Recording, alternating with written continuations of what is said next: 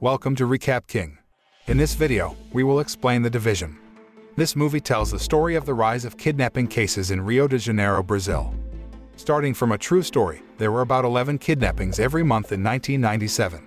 Moreover, it is known that several police officers were involved in the kidnappings. What is the story of the kidnapping in Rio de Janeiro? Let's find out in the division. The division begins by showing 3 police officers who are undercover on a beach. They consist of 2 men named Santiago and Ramos, and a woman named Roberta. They are seen spying on a man who is a drug dealer mafia boss. The man is currently on vacation with his girlfriend on the beach and enjoying time with her. During the surveillance, a Rio de Janeiro city police chief named Paulo Gaspar was seen making an announcement at a televised press conference. He said that the cause of the high number of kidnapping cases of civilians in their city is none other than the actions of mafia gangs and gangsters who are increasingly out of control. However, he did not explain that the kidnapping mafia gang cooperated with corrupt police officers who kidnapped civilians for their illegal business interests. When Santiago and Roberta see the mafia boss about to leave the beach, they immediately approached him and arrested him secretly by threatening him with a gun. The mob boss had no other choice but to obey orders from Santiago and Roberta. Meanwhile, Ramos is tasked to secure the mafia boss's girlfriend and take her to the trunk of a car. After successfully catching the mob boss and his girlfriend, they take them to a place.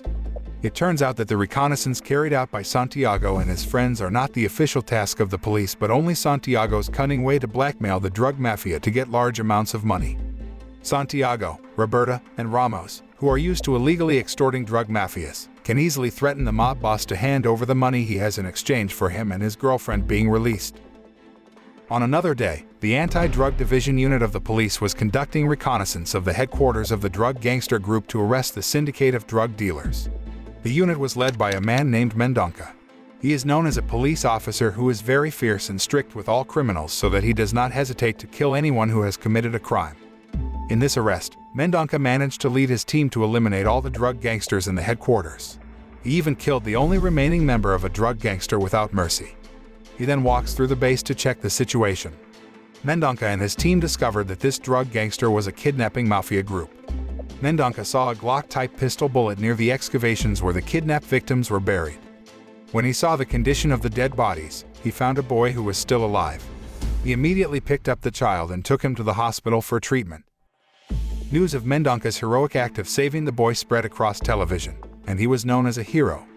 The boy is unconscious and is still in critical condition, but the child became a key witness in a kidnapping case carried out by a drug gangster group. In the evening, the head of the Anti-Kidnapping Division, Benicio, came to see Mendanka at the hospital and criticized his barbaric and brutal way of arresting. Benicio, a corrupt cop, prefers to let the families of the kidnapped victims pay the ransom rather than taking the risk of catching the kidnappers. A few days after experiencing treatment, the boy again became critical and had to be rushed to the emergency room. However, after experiencing surgery, he was declared dead.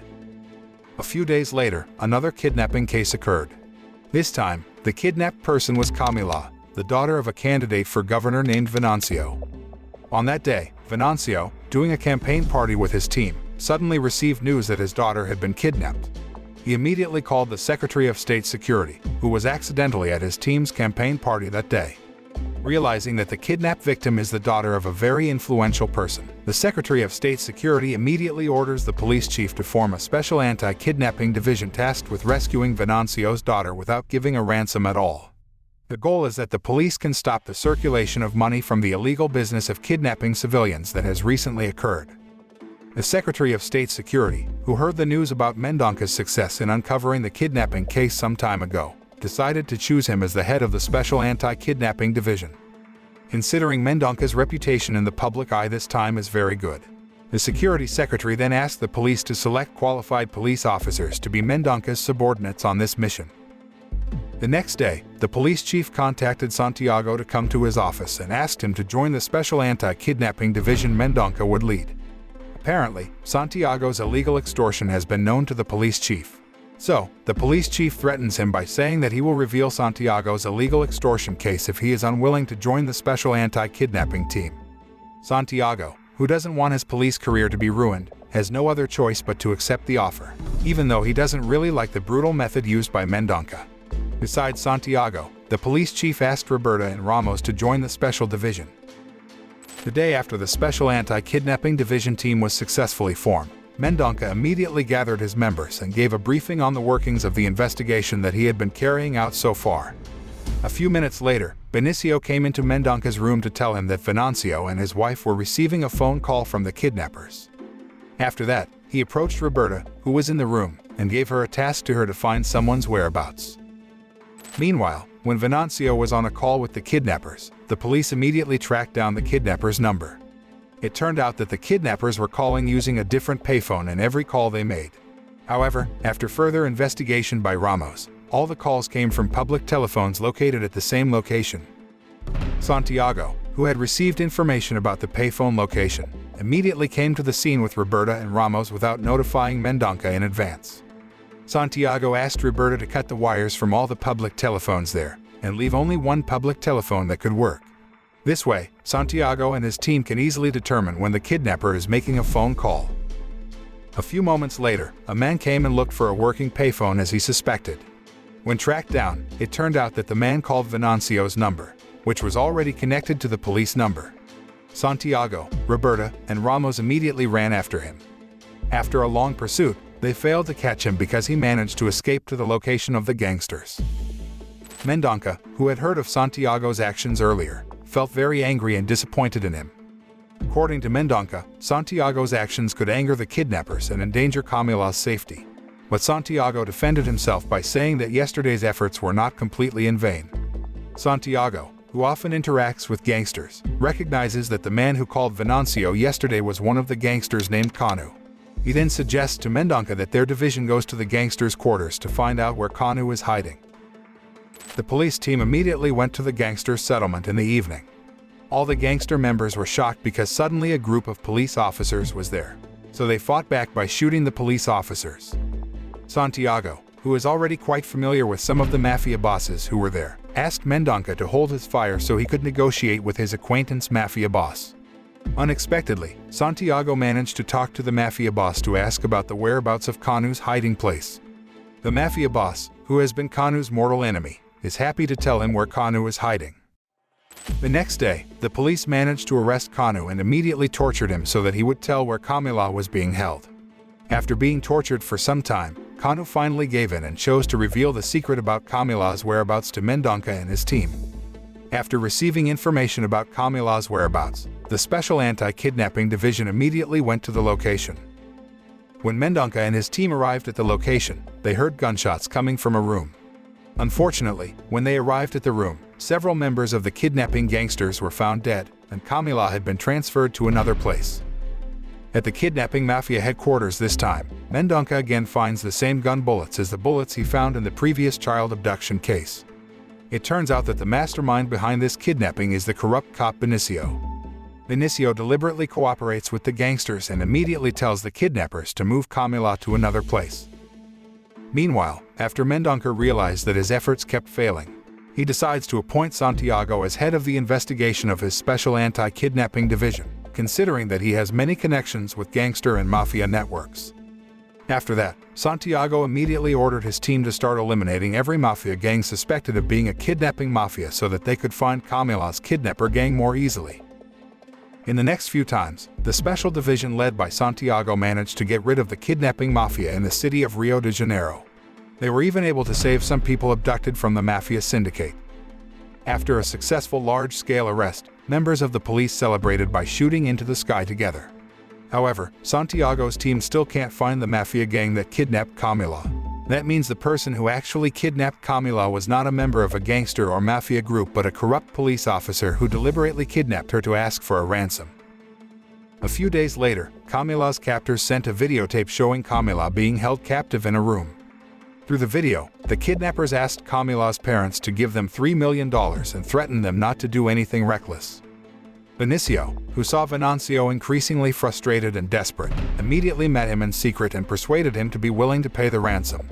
Benicio will even help find additional funds for him with the condition that he must promote Benicio's post after he is elected governor later. On the other hand, Ramos, who has conducted a more in-depth examination of the videotape of Camila's abduction, found that the gun used by the kidnapper was the same as the gun used by the kidnapper of a young boy some time ago. He concluded that the two kidnapping cases were carried out by the same person. Santiago then asked for testimony from the doctor who had treated the little boy. After obtaining a facial sketch from the information provided by the doctor, Santiago's team was finally able to identify the identity of Camila's abductor. Roberta, who saw the sketch of the face exactly the same as the face of the person Benicio had asked to investigate, finally found out that the mastermind behind this kidnapping was Benicio. Moreover, he once offered Roberta a promotion, so she preferred to remain silent and say nothing. In the evening, Santiago replays the videotape sent by Camila's captors. He then turns up the volume of the video and finds that there are trains and music. From these findings, he can analyze the location of the whereabouts of Camila's abductors. The next day, Santiago orders his entire team to find locations close to railroads and densely populated residential areas. After investigating further, Ramos finally found several locations that matched the criteria given by Santiago. Therefore, Santiago immediately divided his team into several groups to scout these locations. Benicio, who realized that Santiago's team was getting closer to the location of the kidnapping clue, decided to immediately contact his subordinates to get the ransom money as soon as possible. That evening, Venancio again received a call from the kidnappers, who forced him to immediately pay a ransom for his daughter. Venancio, who had collected the amount demanded by the kidnappers, decides to give the ransom money without Santiago's team knowing. However, Ramos, who had previously tapped into the communication network at Venancio's house, now knows where Venancio will place the ransom money. The next day, Santiago and Mendanka's team will immediately conduct an arrest operation in the area where Camila was kidnapped. Mendanka then asked all his members to collect all their cell phones and switch to using one-way radios so that no police officers leaked their arrest plans. Benicio, who heard this, looked panicked and immediately went to his room to warn his gangster. But before he could call the gangsters, Mendanka had already confiscated his phone and had cut off their office phone line. Now Benicio had no other choice but to pretend he didn't know anything and follow Mendanka's orders. After the police group arrived at the area where Camila was kidnapped, they immediately split up to find the location of the gangster. Meanwhile, Ramos stands guard at where Venancio will place the ransom money. Venancio secretly put the ransom money demanded by the kidnappers into the trunk of a red car. Surprisingly, when Ramos was about to check the car, he saw Roberta, who was there.